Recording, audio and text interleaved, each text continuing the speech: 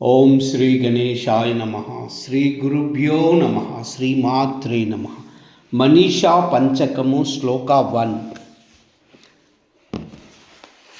జాగ్రత్ స్వప్న సుషుప్తిషు స్ఫుటతరా yeah సంవితుజృంభతే yeah బ్రహ్మాది పిపీలికాంతతనుషు ప్రోతా జగత్సాక్షిణీ సైవాహం న చ దృశ్యవస్థితి దృఢ ప్రజ్ఞాపి యస్వాస్తి చే చండాలోస్తు సతు ద్విజోస్తు గురురిత్యేషా మనీషా మమ.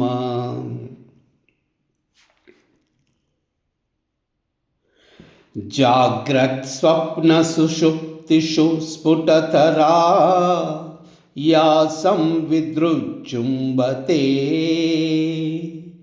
యా బ్రహ్మాది పిపీలికాంతతనుషు ప్రోతా జగత్సాక్షిణీ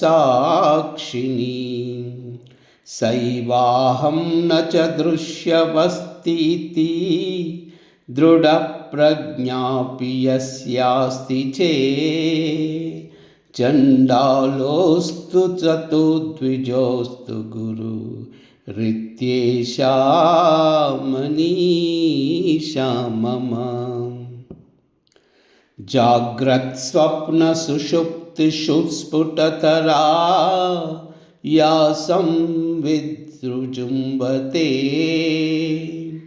యా బ్రహ్మాది పిపీలికాంతతనుషు ప్రోతా జగత్సాక్షిణీ సైవాహం న చ దృశ్యవస్థితి దృఢ ప్రజ్ఞాపి యస్యాస్తి చే చండాలోస్తు సతు ద్విజోస్తు గురు రిత్యేషా మనీషా మమ.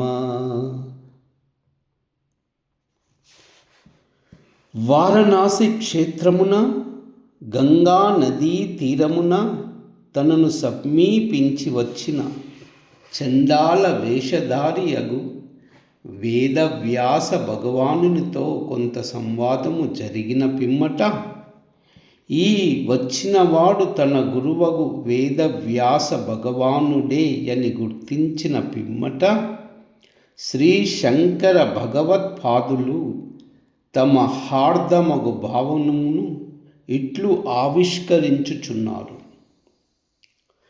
జాగ్రత్ స్వప్న సుషుప్తులను అవస్థాత్రయములందు ఏ సంవిత్ కళ విజ్ఞాన కళ అనువర్తించి వర్తించుచున్నదో, ఏ విజ్ఞాన కళ బ్రహ్మ మొదలు చీమ వరకు గల ఉచ్చావచ దేహముల యందు అనున్యూత్యమై వ్యాపించియుండెనో, ఏ విజ్ఞాన కళ సర్వ జగత్ సాక్షి అయి ఉండెనో, దృక్